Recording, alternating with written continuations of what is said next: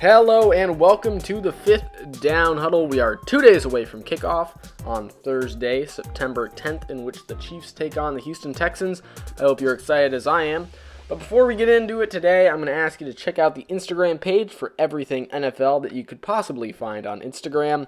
Check out the Twitter for NFL predictions and game updates, the YouTube channel for daily NFL videos and full podcasts, and Spotify for just the full podcast, all at Fifth Down Huddle. Let's huddle up. So, first off today, is Mitchell Trubisky a bust? Simple question, but there's a lot behind it that I wanted to look into. Mitchell Trubisky gets a lot of hate, and basically my inspiration with asking this question in the first place is this hate justified? Is this level of hate justified? The level of hate going to the point where the Bears fans don't even trust their own head coach, Matt Nagy, with starting Mitchell Trubisky. They think he's wrong. They think they know more without even seeing him in training camp. So, is there enough bad play in the past to be able to say outright that Mitchell Trubisky should not start? Well, let's look into it. Just this past Saturday, the Bears announced that quarterback Mitchell Trubisky had won the starting job for the team over career backup and Super Bowl MVP Nick Foles. And according to numerous reports, Mitch simply outplayed Foles in training camp. And he wasn't the clear winner of the starting role. Matt Nagy, he said it was a hard choice to make. But what seems to be more fascinating in terms of storylines is just how much hate Trubisky receives. Like I said, it seems that on a weekly basis, Bears fans deeply regret passing on Patrick Mahomes in the draft just as much as they regret ever putting their faith in Trubisky. So, with all this regret, with all this hate, I figured I'd take a good portion of this episode to see if the hate is justified and if the Bears truly need to move on from Trubisky. Now, first off, let's take a look at what Trubisky has done so far in his career, dating all the way back to high school. Now, even in high school, Trubisky was shaping up as a top quarterback prospect in his class. He threw for over 9,000 yards and 92 touchdowns collectively throughout his high school career, and he did this while simultaneously rushing for 1,500 yards and 33 touchdowns. The impressive production that Trubisky put out set him up to receive the Ohio Mr. Football Award in 2012, and at the end of his senior year, Trubisky committed to the University of North Carolina. Trubisky redshirted for his first year at North Carolina in 2013 and ended his freshman year with 459 yards, 5 touchdowns, and 4 picks, spread apart several appearances in games throughout the season. In his sophomore season, Trubisky played as the backup quarterback once again, finishing with just over 550 yards and 6 touchdowns through the air, accompanied by over 100 yards and 3 touchdowns on the ground. Now, the following season, his junior year, he took over as a starting quarterback in 2016. He played solid throughout the season, even despite a Sun Bowl loss against the Stanford Cardinal, in which Trubisky threw for 280 yards, 2 touchdowns, and 2 picks. But overall, Trubisky finished his final collegiate season with 3,748 yards, 30 touchdowns, and 6 interceptions. Really good numbers. At the end of his successful junior season, Trubisky decided to declare for the 2017 NFL Draft, forgoing his senior season. Now, heading into the NFL Draft, Trubisky was ranked as a top 4 quarterback prospect in the draft by both ESPN, Pro Football Focus, and Sports Illustrated. So the Bears weren't alone in thinking Trubisky was the man to take at number 2. So, in the end, Trubisky was taken at number 2 by the Chicago Bears in the 2017 NFL Draft, creating some fuel to throw to an oncoming fire that Bears fans would fan and start in the following seasons. In the 2017 preseason stretch, Trubisky did nothing short of impressive. In fact, he held the 3rd highest passer rating out of the 29 quarterbacks with at least 50 passes throughout the preseason, at an impressive 106.2. And even with this achievement, Trubisky was unable to convince John Fox, the Bears head coach at the time, to name him the starter.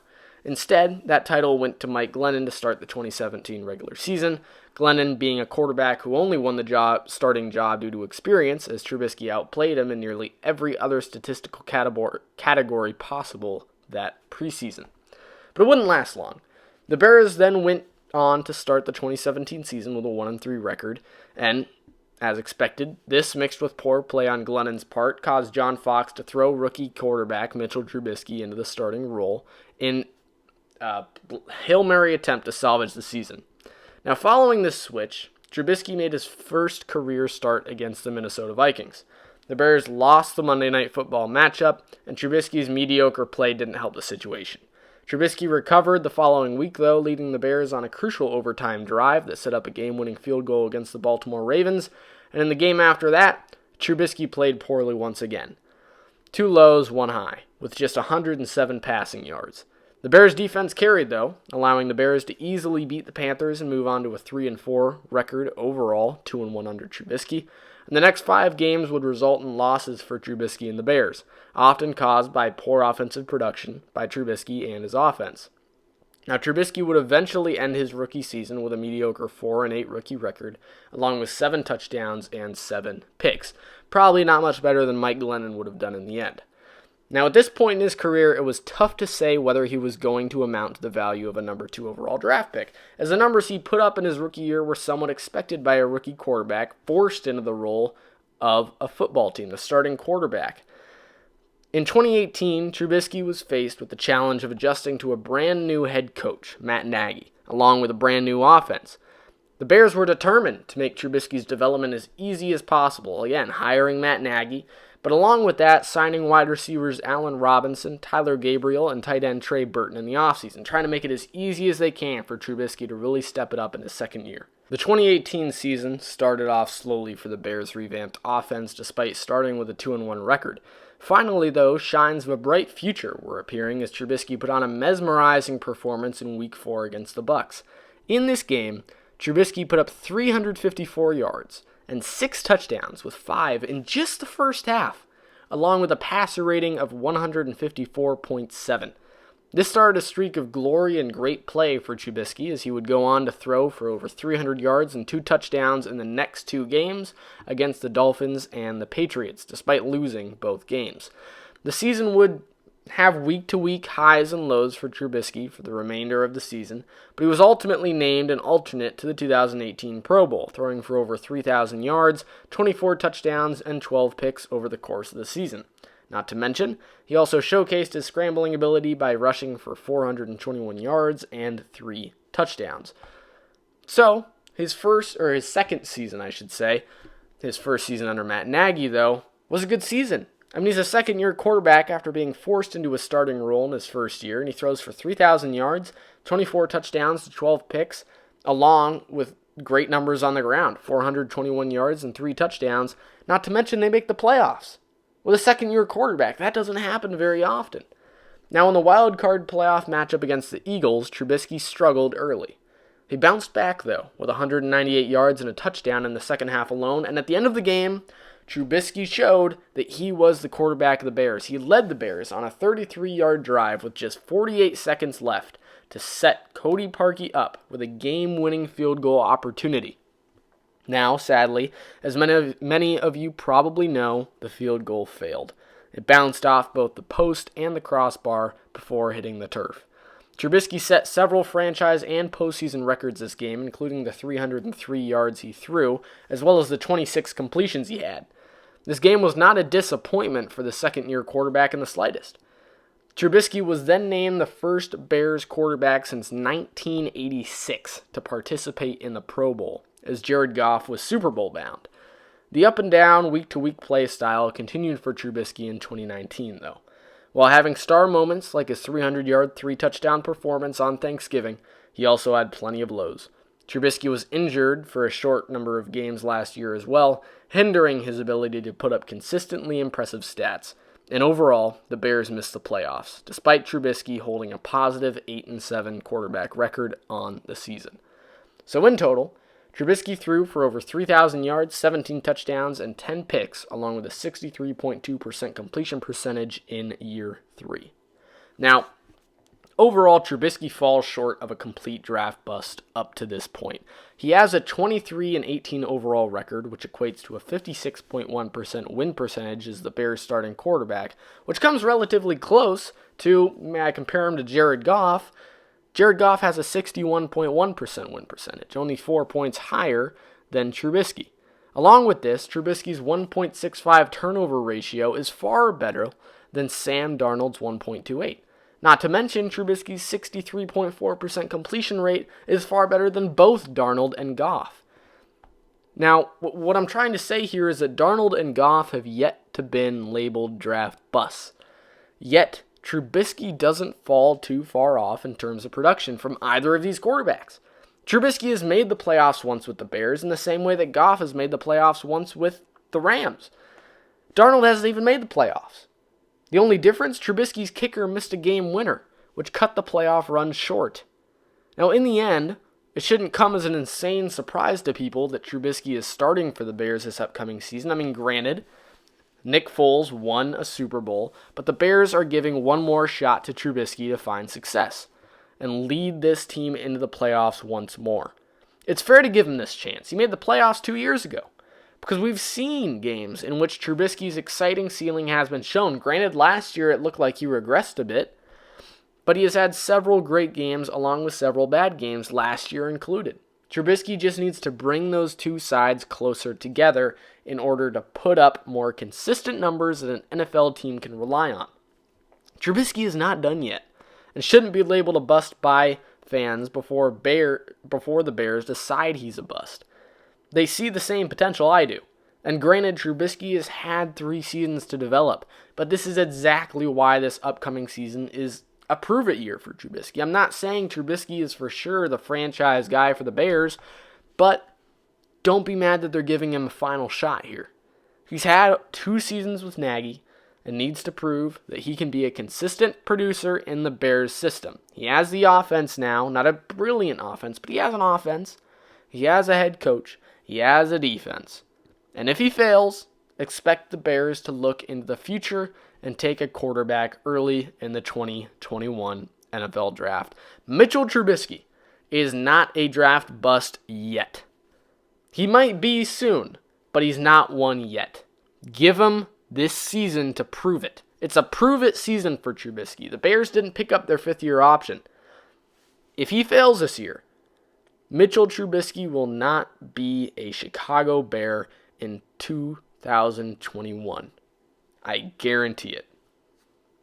So, now I want to take a segment of this Monday's podcast to talk about fantasy football and the fantasy teams I've drafted this year, along with what to watch out for in particular. I'll be doing this every Monday throughout the rest of the fantasy season in order to keep you updated on what you should do to ensure the top spot in your fantasy league.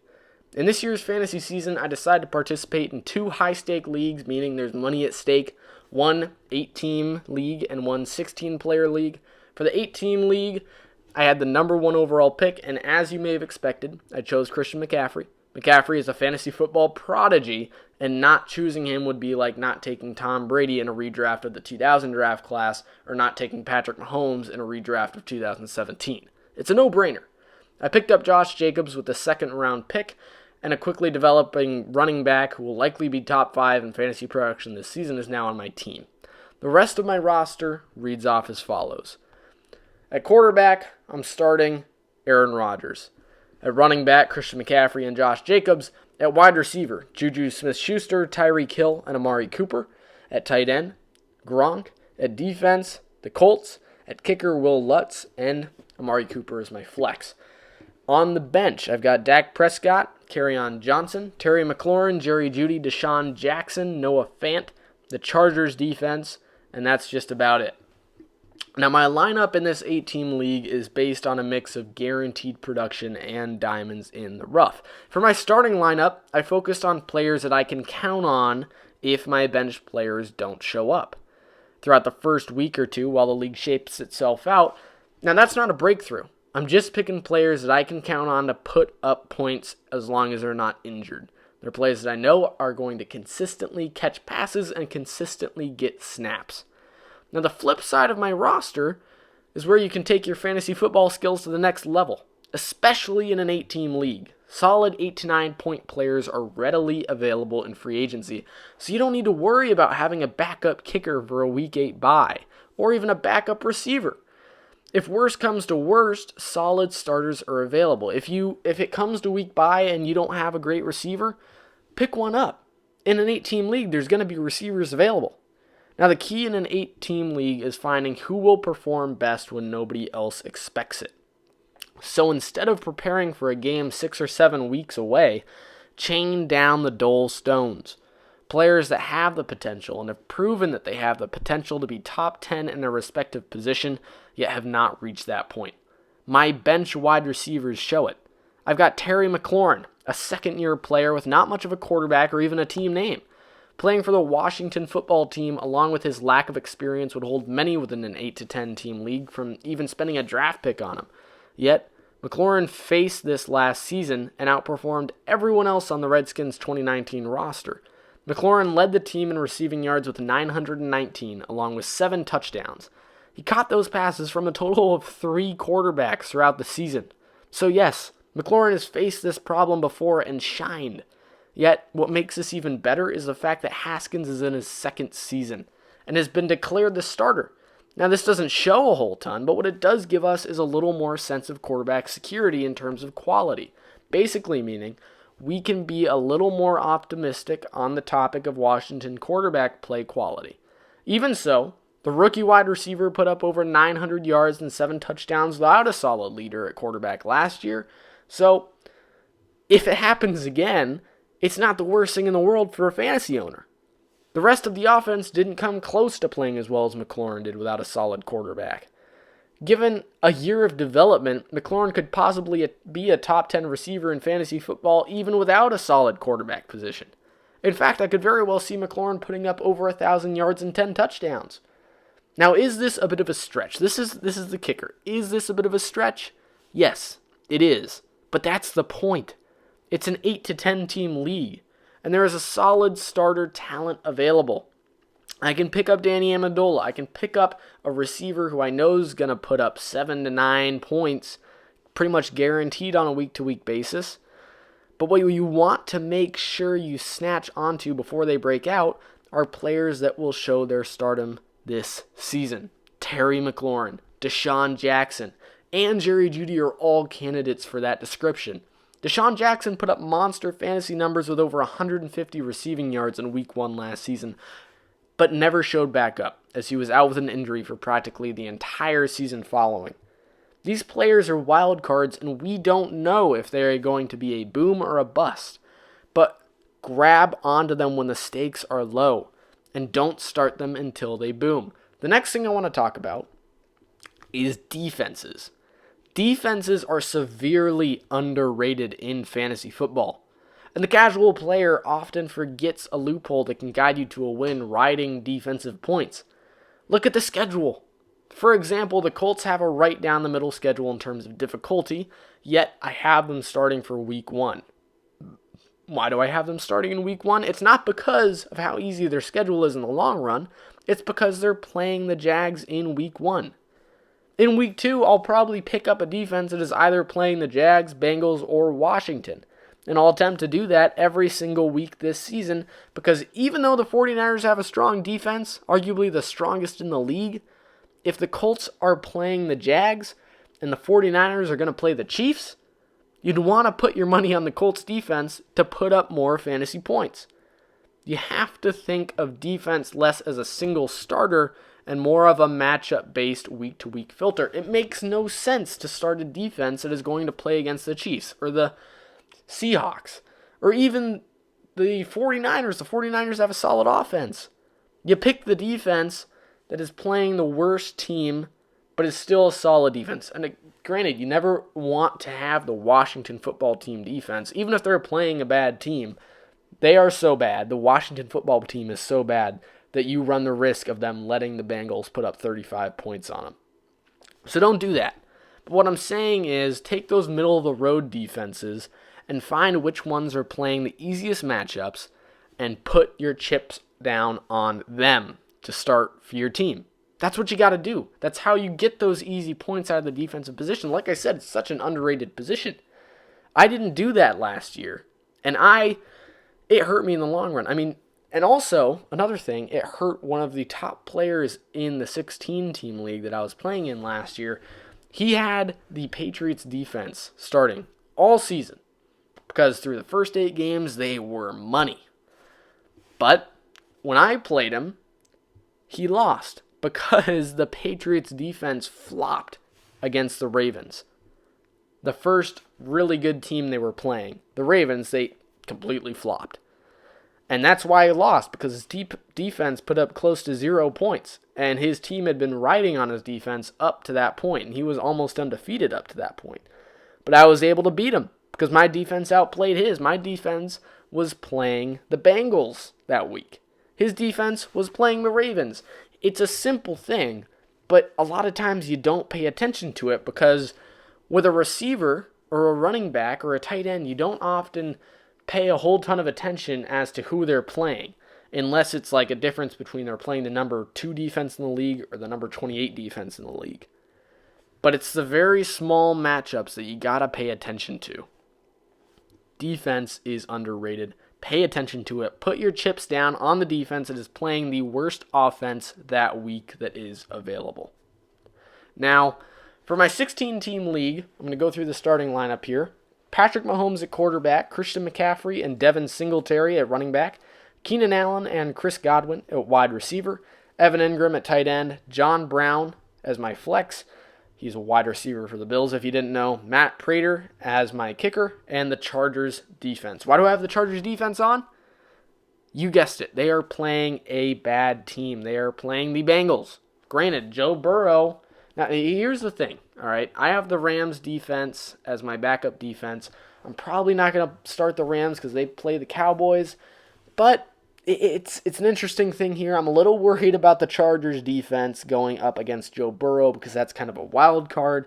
But the Bengals team has just been so historically bad that it's just really hard for me not to start the Chargers defense here. I mean, I honestly don't think that Joe Burrow is going to shine in his first career NFL game. It's possible, but he's never even been backup for an NFL game. So it's hard for me to say that I'm not going to start that Chargers defense. But for now, Chargers defense starting week 1.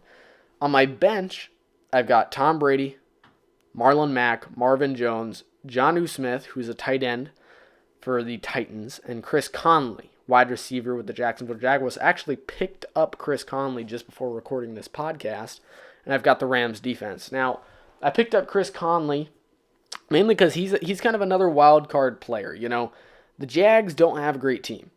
But Gardner Minshew has been shown to be a solid quarterback, and he could be the future for the Jacksonville Jaguars. We don't really know yet.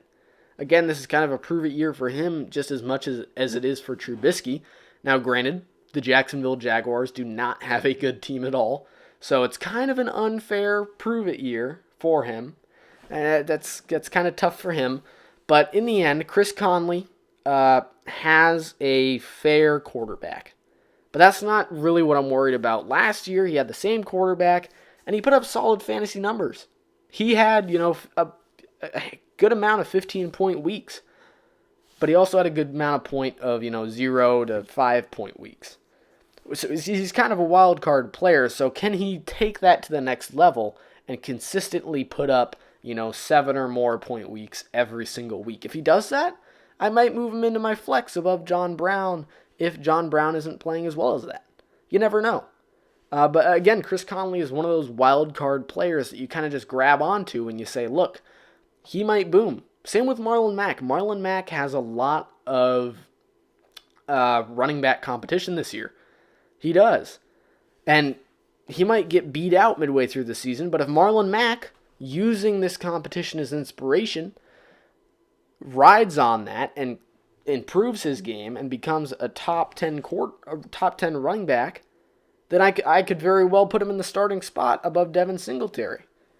Same with Jonnu Smith. Now, Jonnu Smith, I'd probably have to bet money on that he's not going to play better than Evan Engram, but it's definitely a possibility.